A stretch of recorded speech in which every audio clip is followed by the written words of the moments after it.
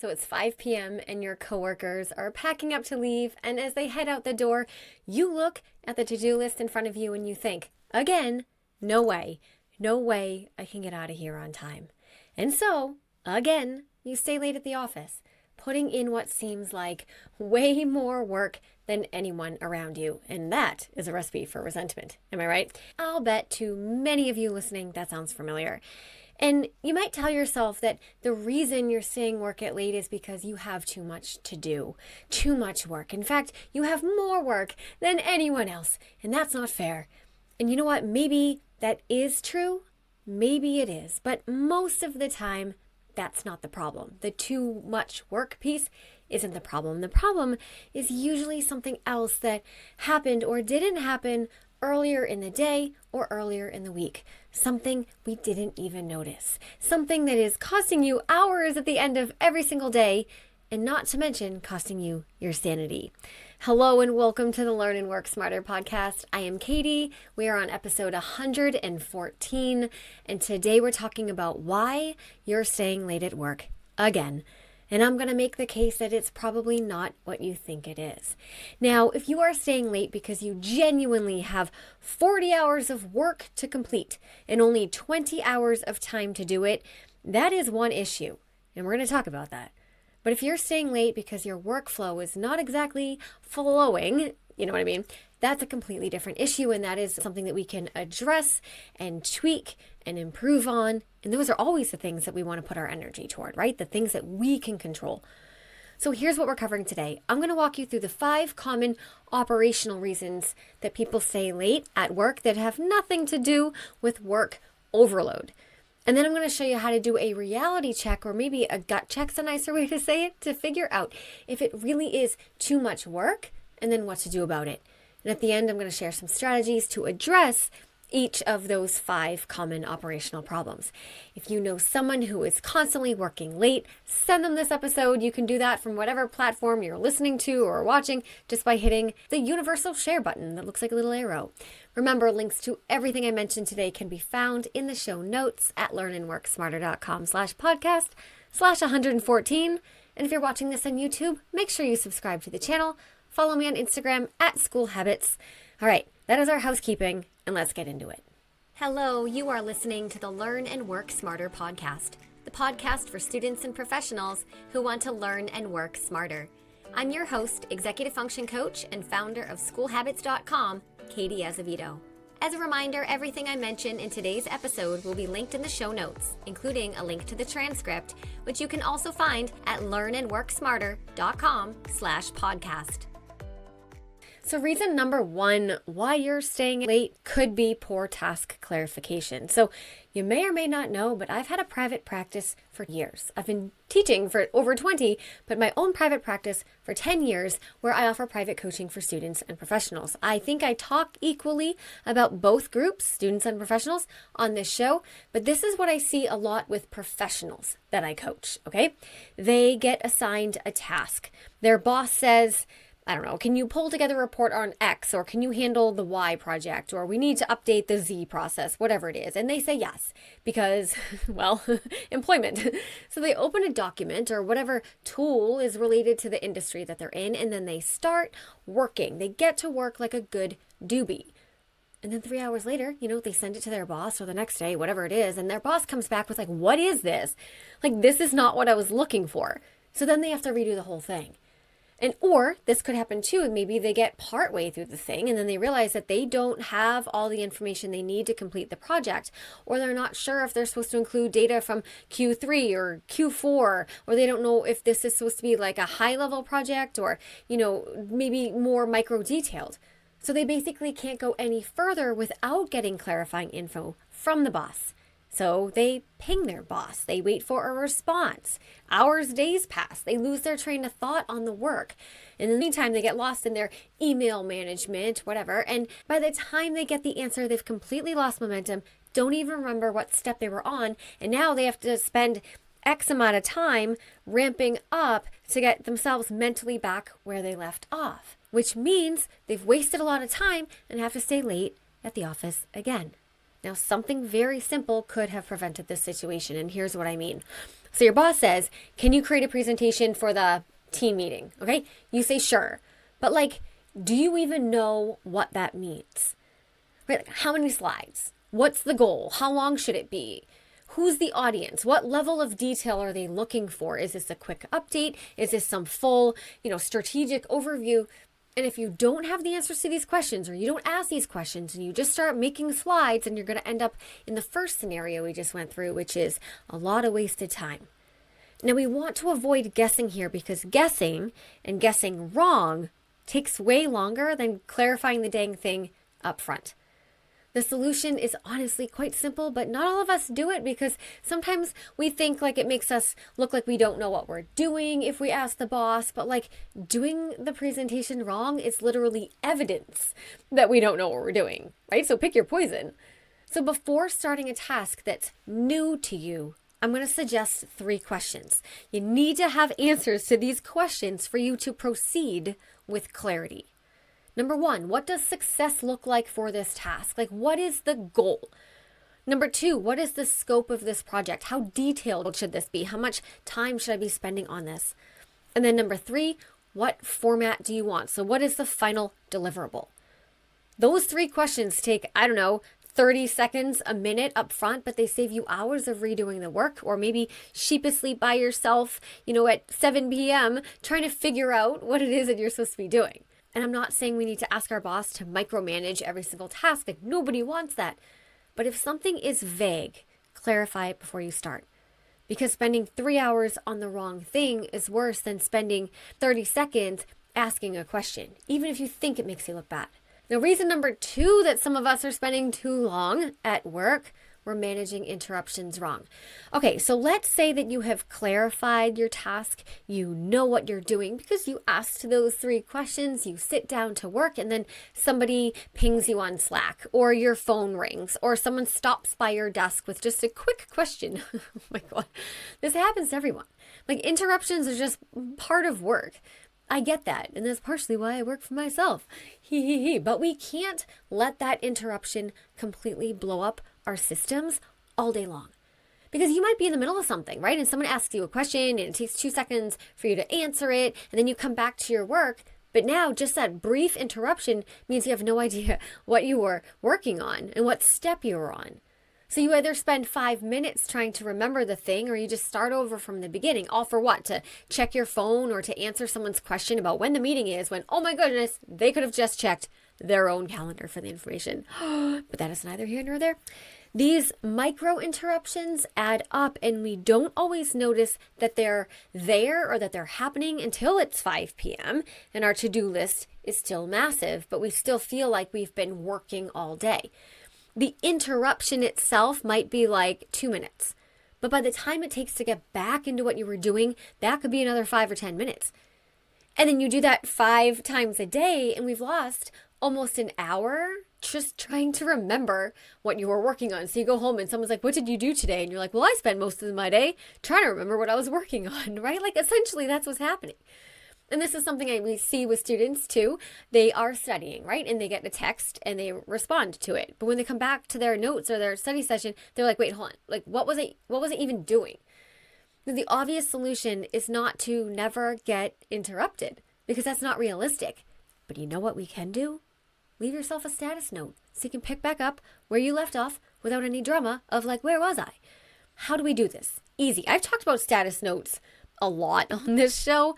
Before we step away from work, even just for a short meeting, maybe for a phone call, even like for lunch, right? Write down where you are and the next step where we should pick back up on. Not just working on report. That's too vague. Like, your future self will come back from lunch and look at that note and be like, well, like, thanks. Like, I don't even know what that means.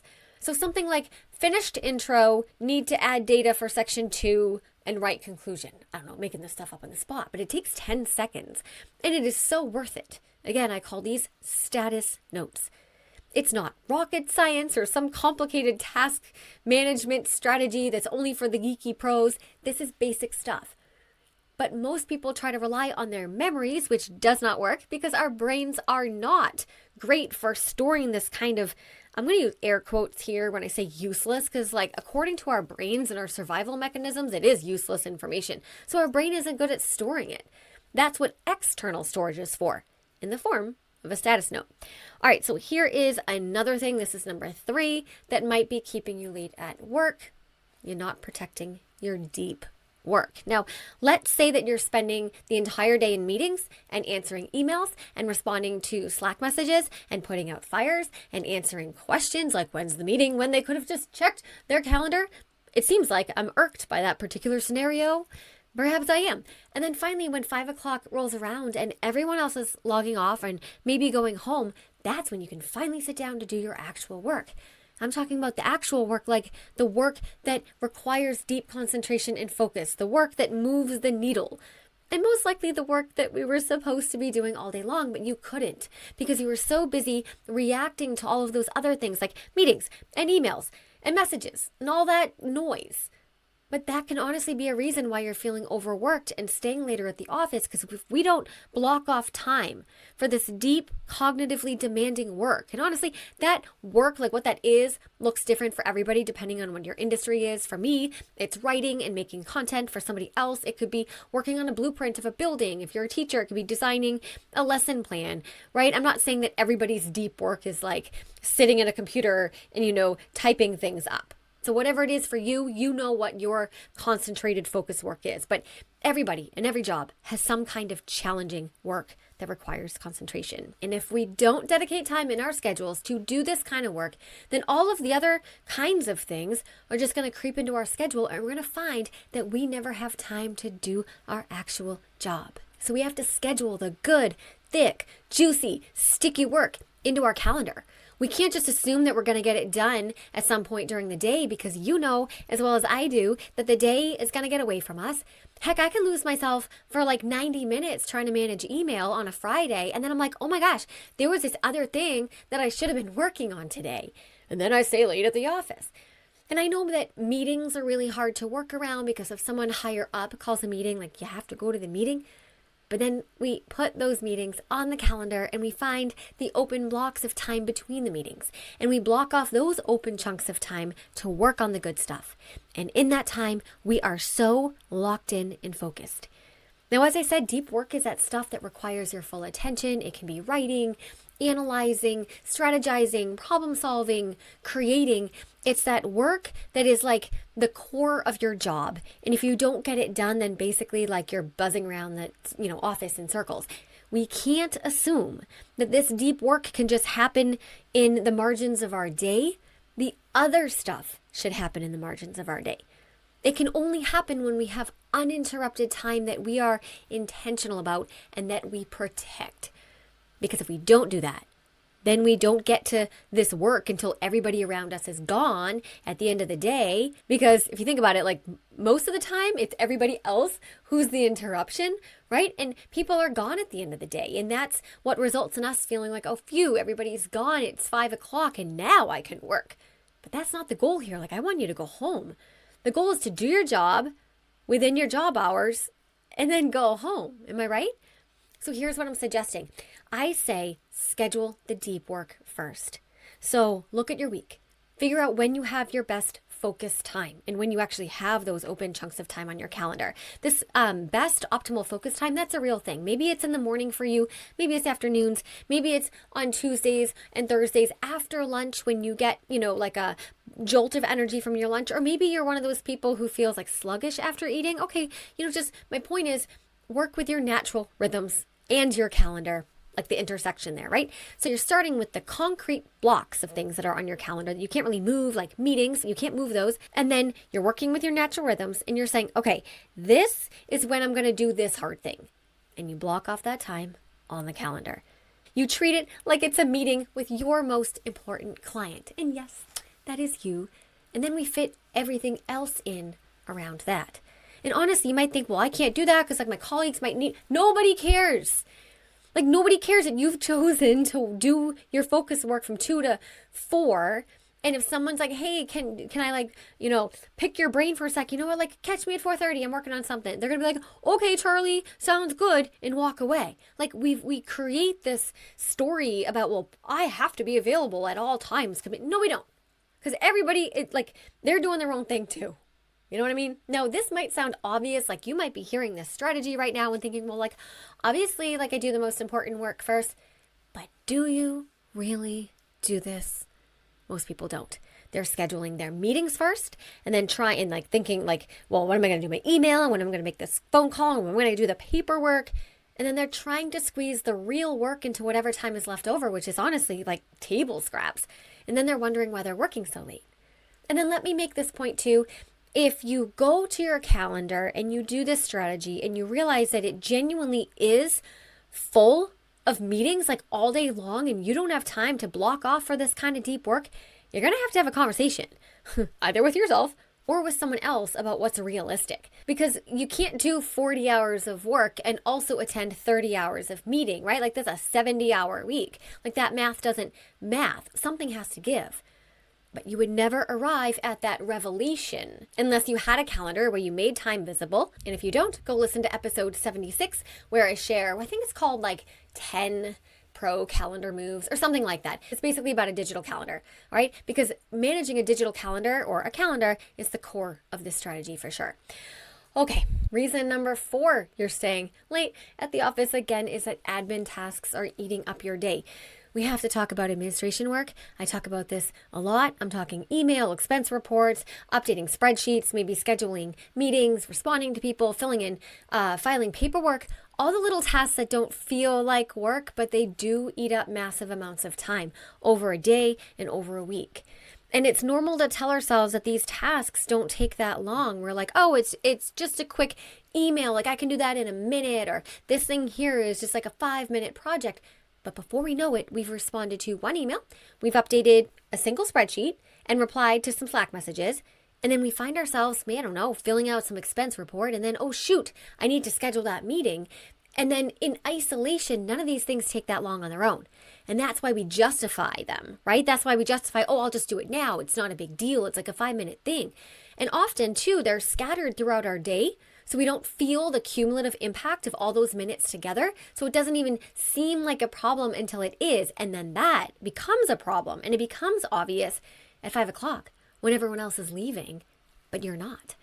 And I already talked about this, but every single time we pull ourselves away from our deep work to do one of these administration tasks, we're disrupting our flow and we're putting ourselves further back than when we started because of that transition time that it takes to get back into the focus mode. Right? We call that context switching. I'm actually going to talk about this a little bit later in the episode, if I remember. It's important here. And the cognitive cost of context switching, which is that switching back and forth between this thing and that thing and this thing, it is huge. So let's say that you're working on a project, you are in the zone, you're in the flow, you're locked in, as the kids these days say, and then you get an email and you take, 2 minutes to respond. Like big deal, it's 2 minutes. And then you go back to your project. But in that time, you don't realize that it took you about 5 minutes to get back into that zone that you were in. So that 2-minute email reply has actually just cost you 7 minutes total. Big deal, right? But hold up. We're doing that sometimes or something like that, like 10 times a day, and that's adding up to over an hour. And we don't even notice it. Because every individual interruption, it feels like small and almost unnoticeable. And that's why batching admin work is a key strategy here. So instead of doing admin tasks one by one, randomly as they pop up, whenever we get a second to do them, I'm suggesting that we batch them together. I have a whole episode about the batching strategy, which is episode 18. And I have a whole episode about creating an admin block. That is episode 3. That's like an OG. But essentially, it's when you're setting specific times during the day to cluster these admin tasks together, bang them all out in one sitting. Again, these are the tasks that don't require a lot of concentration, but they still consume our minutes. And when we batch the admin work together, we're doing it all at once. So we're already in email mode, right? So knocking out 10 emails back to back, that's going to take less mental energy and transition time than responding to one email at 10 different times throughout the day.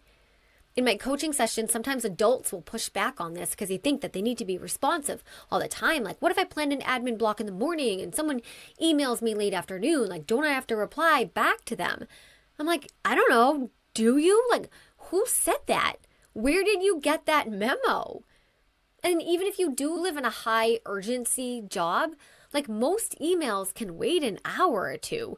All right, so maybe you plan a larger admin block in the middle of your day to catch, all of the things. And if you have a super high urgency job, maybe you plan a small admin block in the morning to catch the stuff that came from overnight, and then you plan a larger one at the end of the day to take care of those emails that really do need a reply. But honestly, if something is truly urgent, people will find you. They're going to call you. They're going to walk over to your desk. They're going to hunt you down. They're going to get what they need from you if they really need it. So my homework to you is to maybe track your admin time for just one day. I'd like to say like do it for a week, but if you're like, I won't do that. Okay, one day. This might be annoying, but the ROI or the data that you get from this and then what you can do with that data is going to be essential. So to track your admin time for one day, you are just writing down every time you answer an email, respond to a message, fill out a form, take a call, schedule a meeting, print something out, walk to the printer. I want you to keep a tally of these things. And I'm willing to bet it is way more time than you think. And I am willing to bet that it is topping up all of your deep work time into these little tiny useless fragments that never allow you to get any traction, that aren't substantial enough for you to move the needle on your actual job. All right, reason you're spending way too long at the office, number 5, is your context switching too much. See? I said I was going to come back to this one, and I remembered.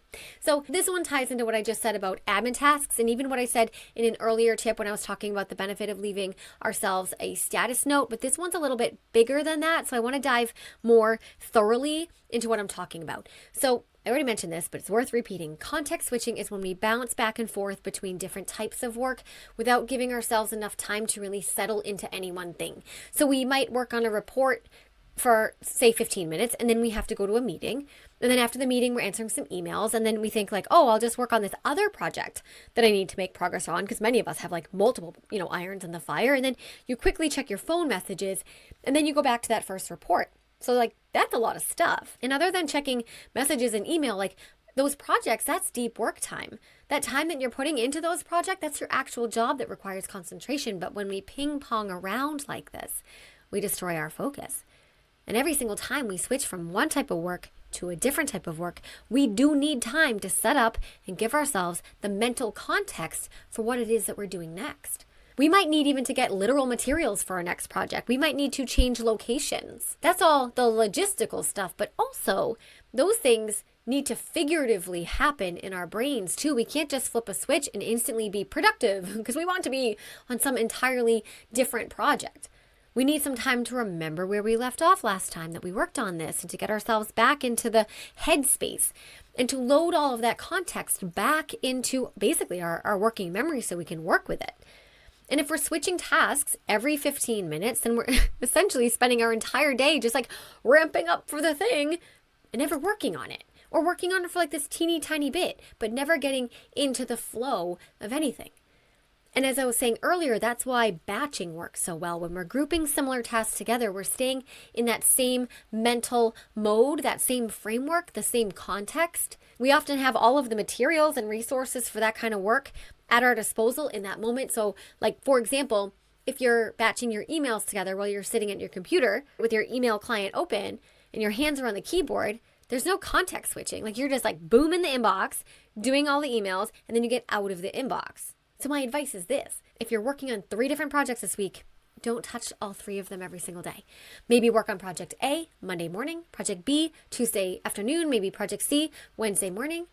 I don't know, you can shake that around to fit your schedule, but give yourself solid chunks of time to stay in one mode, on one project, in one context, instead of this ping-ponging back and forth, which honestly increases anxiety as well. Because we're like, wait, I have this thing and I have this thing, and you never feel like you've made any progress because you're only making incremental progress on all of the projects. That's like this false idea of multitasking. Just don't do it. Pick one thing and do it for as long as you can before you switch to the other thing. Okay? Same thing with different types of work. If you need to do creative work and then analytical work and then admin work, don't mix them all together in the same hour. And if possible, maybe don't even mix them all together in the same day. If you can get away with it. It's not always possible. So do creative work in one block, your analytical work in another block, your admin work maybe in another block. And at the very least, if you have to, like do multiple things in the same day, maybe one is all of your hours before lunch and then lunch is your break. And then the other type of work is what you do from lunch until the end of the day. So there's still a division there and still chunks of time dedicated to each one. And I know this isn't always possible. Some days are going to be bananas and you just have to deal with whatever whack-a-mole nonsense that your job threw at you. And I get that. But on the days where you do have some control over your schedule, try to protect yourself from this context switching that we have told ourselves isn't a big deal, but it is. It is this mental whiplash, basically. And it makes everything take so much longer than it needs to, which of course leads you to staying later at the office than you want to again. Okay, so those were the 5 most common reasons that you're working too much that actually have nothing to do with work overload. But before we get into some of the strategies, I do want to do a quick gut check or a reality check here. I feel like reality check sounds like condescending, and I don't mean it to be that way. But before we try to optimize our workflows or implement any strategies at all, we have to figure out if the problem is how you're working or if the problem is that we genuinely have too much work to do. Because sometimes the issue isn't that you're bad at managing your time. In fact, I would never say that anybody is bad at managing time. Like, that's too vague. We say that too much. We tell our kids that too much. They don't even know what it means. And even if all 5 of the scenarios that I just walked you through applied to you, that doesn't mean you're bad at managing time. It just means that you haven't optimized your strategies yet, okay? But sometimes the issue is that you're expected to complete 40 hours of work that you have evidence that you did in, let's say, only 20 hours of time to do it because you're spending the rest of the time in meetings or going off site or whatever it may be. And no productivity hack is going to fix that. No batching strategy or admin block or status note is even going to make a dent if that's the issue you're dealing with. So here's what I'm suggesting. I want you to do a time and task inventory for 1 week. I've talked about this time and task inventory method several times on the show, but essentially I want you to track what you're spending time on. Not what you think you're spending time on, but what you're actually truly doing, where you're spending the minutes of your day. You can categorize it. Say something like, okay, I'm spending X amount of minutes on deep work. I'm spending X amount of time on, this type of work. I'm spending X amount of time in meetings and X amount of time on admin work. And then maybe 90 minutes of your day just disappeared into a black hole and you don't even know where it went. That happens, but you have to account for that. Like, we don't deny the data, right? And then we do the math. How many hours of focus work do your current projects require? Let's say that you have 3 projects that you generally work on at a time, and each of them needs 10 hours of deep work this week. All right, well, that's 30 hours right there. But how much deep work time do you have available after you account for meetings and admin work and impromptu stop-bys by the chatty coworker? Well, let's say that after all that, you only have 20 hours in your day. Well, that math does not work, does it? You can't do 30 hours of work in 20 hours of time. That's just a reality constraint. And when the math doesn't work, it's not about workflow. It's not about, I just need to get better at strategies. That's actually a capacity and an expectation issue. That's a conversation that you're going to have with the boss. And depending on your relationship with the boss, that conversation could look like, hey, here is what's on my plate right now. Remember, you're bringing them the data. You're not bringing them feelings. You're bringing them data. Here is what's on my plate right now. Project A, B, and C. Here's how long each of these things take when I do them with integrity. And here's my available capacity after our team meetings and the admin work that's required for my role. So, what should we deprioritize? Which timelines can we extend? What here can I delegate to someone else? And many people don't have this conversation because they think it makes them look weak or maybe incompetent or like they can't handle their job. But your boss doesn't know how long these things take unless you tell her. She doesn't know that project A requires 15 hours of focus work unless you explain that to her. And if you don't explain it, she's just going to keep piling the work on because, like, why the heck not? And you're probably going to keep staying late at the office trying to do something that's mathematically impossible. So do the inventory, do the math, and if the math doesn't work, have the conversation. Because if you really do truly honestly have too much work to do, tweaking and optimizing your workflow just means that you're gonna burn out like more efficiently. That's not the goal. Now, I have an episode on this. It's episode 45 called Are You Doing Too Much? And in that episode, I walk you through the signs that you are genuinely overcommitted and exactly what to do about it. I talk about the task and time management inventory like in more detail there. I'm going to link that in the show notes. But the main point is this. Sometimes you need to do less or give less to certain commitments. And sometimes you just need to be ruthless with time management. but you won't know which one applies to you until you do the math and see what's real. Okay, so let's say that you have done the time and task inventory and the math shakes out. Like you do actually genuinely have time in your day and in your week to complete your work, and you're learning that maybe you're just not using your time well. Here's what we do. Don't worry, you're normal. It happens. We're all here to learn, right? Never stop learning. So first things first, clarify things before you start. Before you start any task, ask yourself those 3 questions we talked about earlier. What does success look like? What is the scope of this project? And what is the deliverable? And if you don't know, ask. I don't want you guessing. Guessing is always going to cost you way more in time than asking ever will. And if for some reason you have some kind of mental roadblock against asking, or you're convinced that you just want to do it yourself, I get that. I have a podcast episode number 38 called How to Be a Resourceful Person Who Can Figure Things Out. That was one of my favorite episodes to record. Go listen to that. In that episode, I give you very practical, concrete strategies to figure things out when you're less inclined to ask a boss, or maybe when you're in a position where asking wouldn't actually look that good.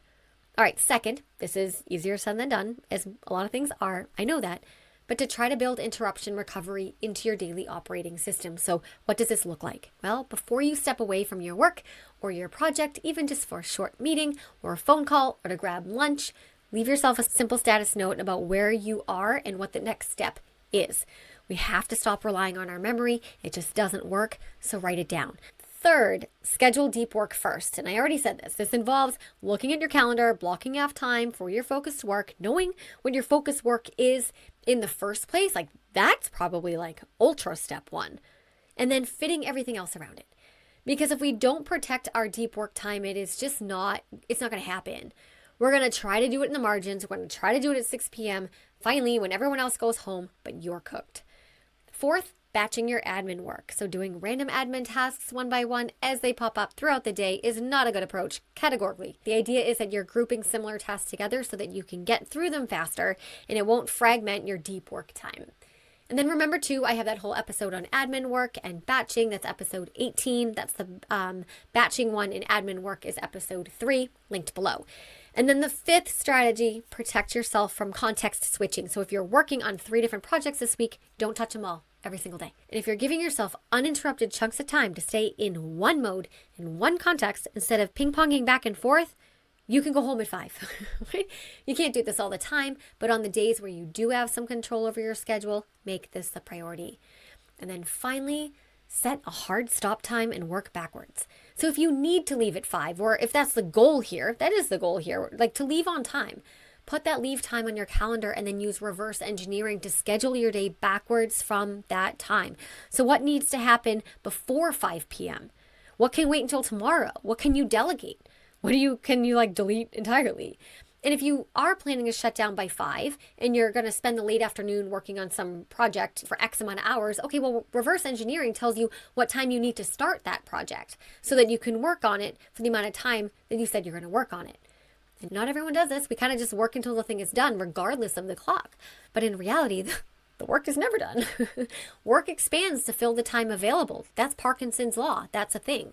But if you set a hard stop time, we force ourselves to prioritize and to reverse engineer and say no to the things that are going to steal your focus.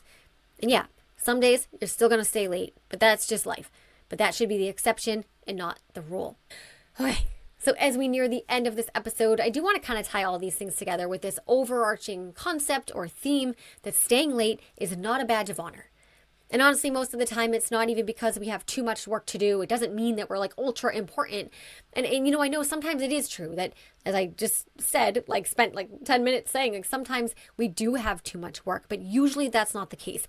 Usually it's because our daily and weekly operations are just a little off. And over time, these non-optimized routines, I'm trying to say this nicely, because I said I won't tell you you're bad at time management, non-optimized time strategies, whatever, and ways that we approach our day, they add up and they kind of just take us out at the knees. The theme here is that if we fix the stuff on the back end, the front end things are kind of just going to take care of themselves. Now, if you're a student dealing with these exact same issues around assignments and deadlines, I have a program that can help with that. It is so simple. You can do it in a weekend and implement it by Monday. It's called the Assignment Management Power System, and it teaches you how to track everything you need to do to clarify your tasks before you start, to manage your workload so that you're not going bananas at the end of every single day, feeling overworked and overwhelmed. And it's literally just $47. You can find it at assignmentmanagementsystem.com, also linked below. I'm not going to lie, it's pretty sweet. And if you want more help with the strategies that we covered today, I do have episodes that dive deep into some of the topics. The admin block systems, episode 3, how to be a resourceful person is 38, the batching strategy, that is 18. All of the, I feel like there's one that I'm missing. Whatever, they're all linked below in the show notes. Thank you so much for your time. Keep showing up, keep doing the hard work, keep asking the hard questions, and never stop learning.